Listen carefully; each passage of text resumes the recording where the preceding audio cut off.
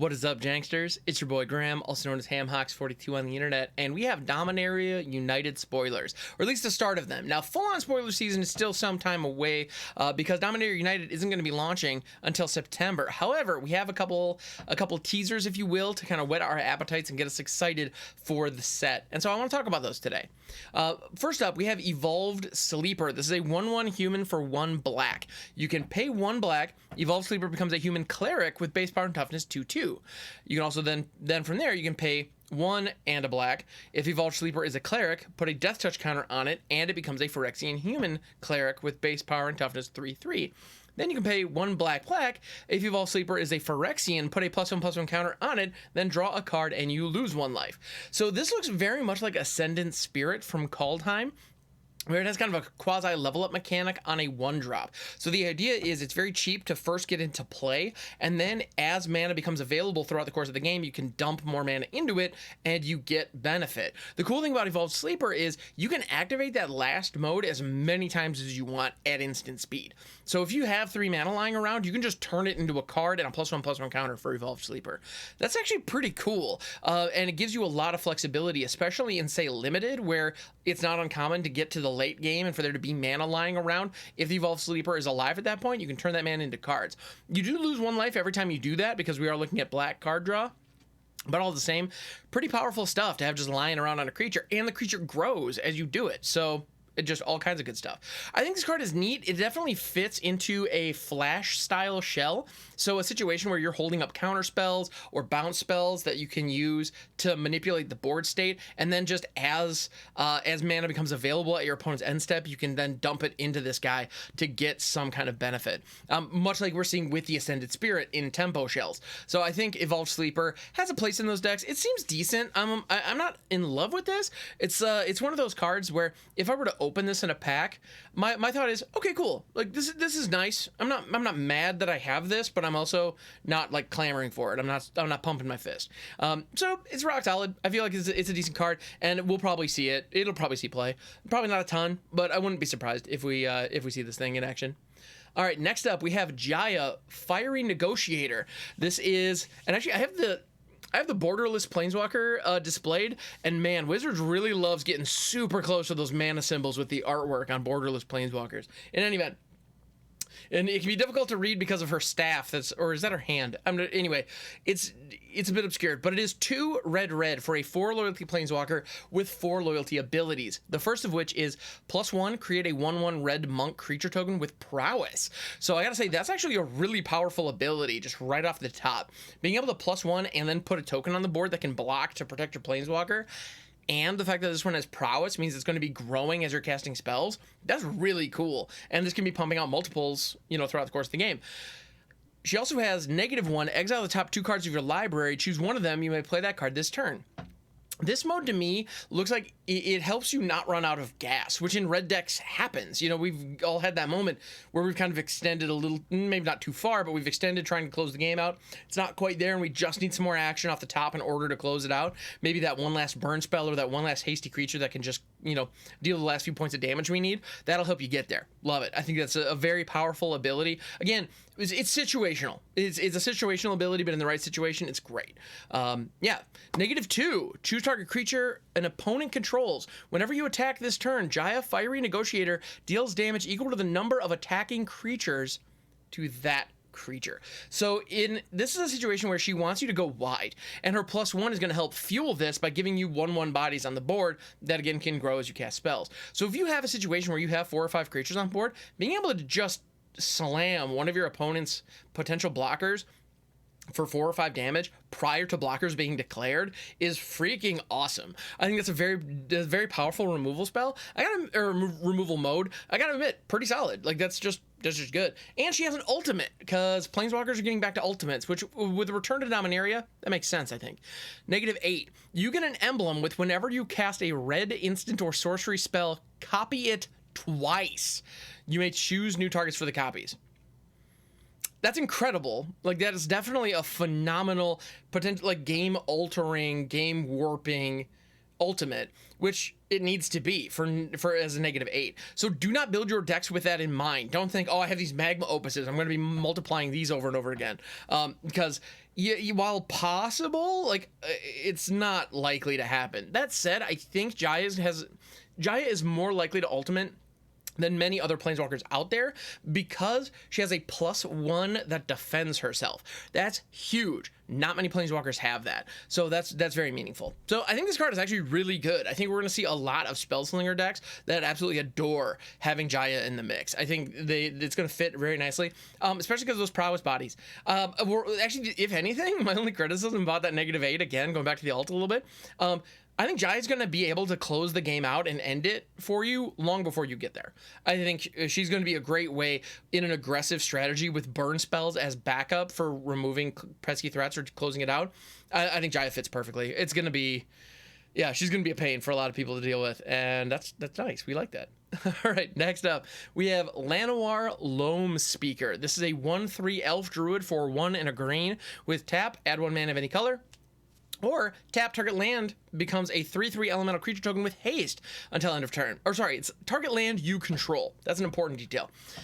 It becomes a 3/3 elemental creature token with haste until end of turn. It's still a land, and activate only has a sorcery. So you can't use the land to block, which is kind of unfortunate because you have to do it on your turn. That is truly unfortunate. However, this is a mana dork. It's a 1/3 mana dork for 2 that fixes your mana while ramping you. It's an elf. That's a very important creature type. And it has an ability that if you have more mana lying around than you need, you can turn one of your lands into a 3/3 that you can attack with. So it gives you something at any point of the game. It either gives you some power on board that you can deal some damage with, or it gives you mana that you need to ramp up. I think this card is actually really solid. Again, much like the Evolved Sleeper, it's not really sexy. Like, it isn't really jumping off the cardboard as, like, this card is awesome, you need to run this. But as somebody who loves 3 and 4 color jank decks that are trying to do weird things late in the game, a 2-drop that taps for 1 mana of any color, I love it. Bring it on. I can always use those. As somebody who runs a lot of Reclusive Taxidermist right now, this guy is gonna be is easily gonna replace Taxidermist in every deck I own that has the Taxidermist in it. That said, Reclusive Taxidermist isn't really seeing a lot of play right now, so take that for what it's worth. But I think this card is rock solid. And if there's an elf deck, if there's a viable elf deck in standard post rotation, this card slots into it perfectly, I think. Yeah, it's just solid. It's just really solid.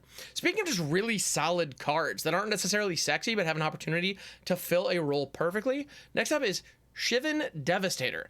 This is a Dragon Hydra for X and a red that has flying and haste. It enters the battlefield with X +1/+1 counters on it, and its base power and toughness is 0/0. So if you spend 3 mana on this, it comes into play as a 2/2. If you spend 5 mana on this, it comes into play as a 4/4. If you spend 15 mana on this, it comes in as a 14/14 with flying and haste. So it is wildly flexible. It can fit anywhere you want. And the fact that it enters the battlefield with counters on it means it fits in like anything with modified from Kamigawa. It just adores this. You can do all kinds of stuff with that. In older formats, the ability to mutate onto this is incredibly powerful as well. If this thing has counters on it, when you mutate, the counters stick around. So if you upgrade that base power for like a 0/0, let's go simple. Let's go ahead and say you have like 3 or 4 counters on this thing, and you mutate a Migratory Greathorn on top of it. All right, you're adding its base power and toughness is adding to a 3/4. All of a sudden, you have like a 6/7 or a 7/8 with flying and haste that just ramped you a little bit in the case of Migratory Greathorn, but it becomes so big so fast the moment you add mutation onto it. Love it. It's great. But this card needs to say it's a dragon, it's a hydra, it's incredibly flexible, fits anywhere on your curve. Like, you're not going to want to play this out early in most situations because a 1/1 flying haste for 2 doesn't really feel particularly good. But you're going to want to use it as your finisher. There are going to be a lot of games where the red deck player is going to top deck this in the late game and just win on the spot because like this is just 6 flying damage or 7 flying damage that you didn't see coming. That just happens. Like, that's like a red deck in a situation where the game stalls out. This is exactly what they need to finish it out. Now, in those decks, I don't think it's a 4 of necessarily because its power is low on rate. So that's something to be aware of. But at the end of the day, just a cool card. Like, I think it's just rock solid. As a mythic, like, I feel like you could justify this being a rare. Like, a mythic is a pretty bold statement. It'll be very interesting to see how this plays out, especially in standard post rotation. But I think this card's great. I absolutely love it. It's very simple. It's effective. Gives you what you're looking for. And then finally, in the main set, as far as what we're going to talk about today, we have Temporal Firestorm. This is a sorcery for 3 red with kicker 1 and a white and or kicker 1 and a blue. Choose up to X creatures and or planeswalkers you control, where X is the number of times this spell was kicked. Those permanents phase out. And then Temporal Firestorm deals 5 damage to each creature and each planeswalker. If you're thinking, wow, that is very complicated, you're right. And if you're also thinking, wow, this doesn't give you a lot of benefit for a whole lot of mana cost, you're also right. If I'm going to spend 9 mana in 3 separate colors on a board wipe, it better kill everything, not just everything with a toughness 5 or less. Like when in a world where Farewell exists, or more closely to this, Burn Down the House exists, I think this card is actually very bad. It's unfortunate because it has some cool potential and it's a neat design space. I love the idea of having like a quasi multi-kicker thing across multiple colors. That's actually really neat, and I hope there are other cards in Dominaria that leverage this design space, but I don't think the juice is worth the squeeze on this. You don't get enough good stuff for the additional cost. Like, just to save 1 creature, like let's say I have a planeswalker down, I have to spend 7 mana, 7, to deal 5 damage to everything on the board and protect my 1 planeswalker from it. It's so expensive. And if you're playing a weird control deck and you have planeswalkers you don't want, or weird, if you're playing a multicolored control deck in a situation where you want your planeswalkers to survive, why in the world would I choose Temporal Firestorm over Farewell? It just seems silly to me. So I think this is a really cool design and I want to see more like it, but I don't think Temporal Firestorm is very good at all, unfortunately.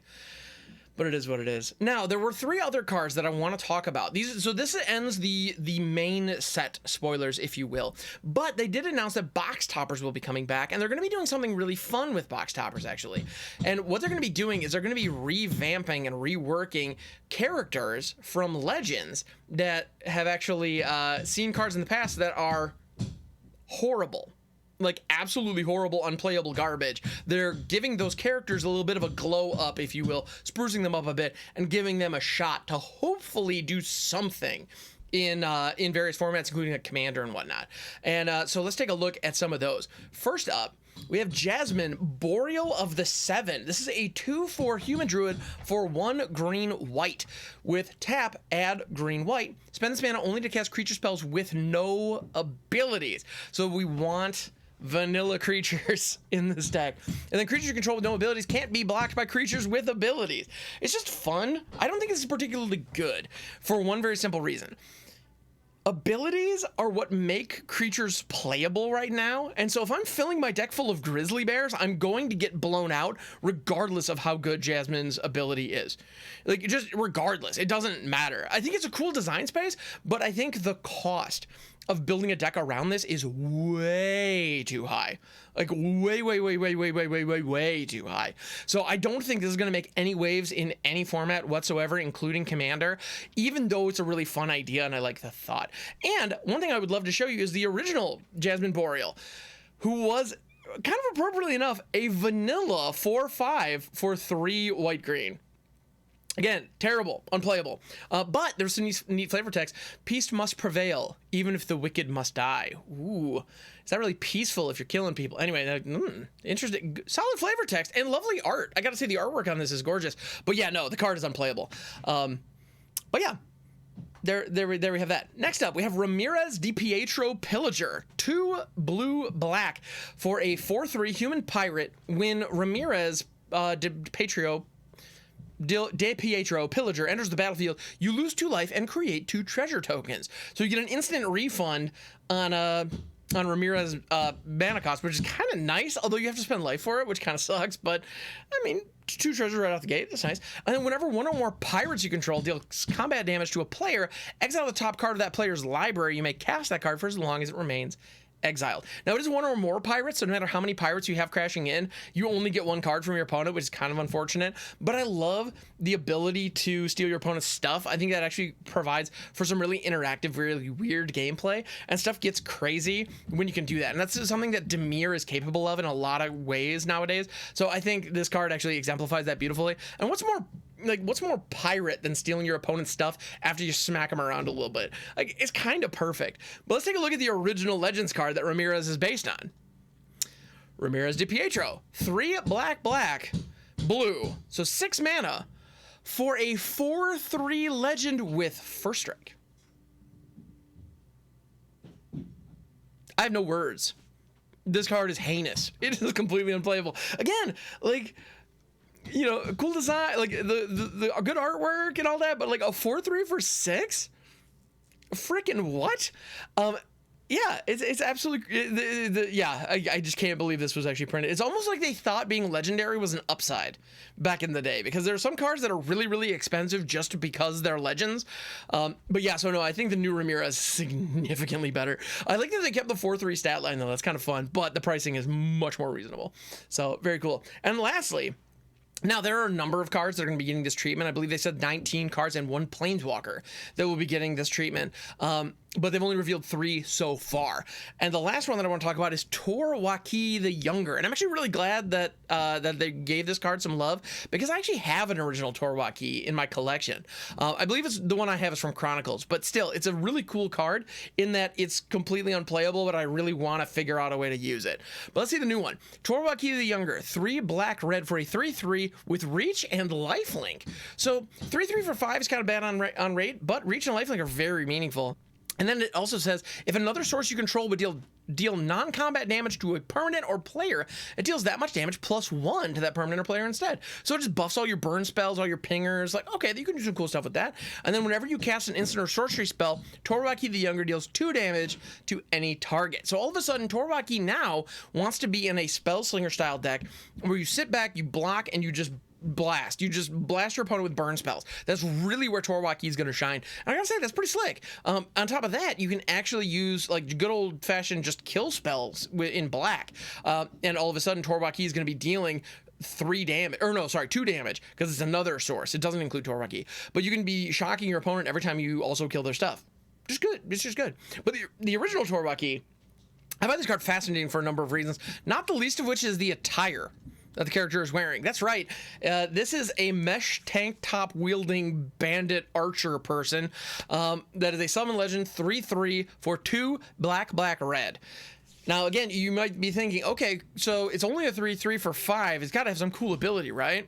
Not really. Tap. Tor Wauki deals 2 damage to target attacking or blocking creature. Actually, I gotta say, of the legends that we've looked at so far today, this one is the most playable of all the ones we've seen. Also, interestingly enough, the design for all of these new revamped versions all synergize with their previous selves, which I think is really fun. Because in this case, if you have Tor Wauki the Younger, your original Tor Wauki then will deal 3 damage to target attacking and blocking creatures. That's kind of neat, right? It's kind of fun. I like that.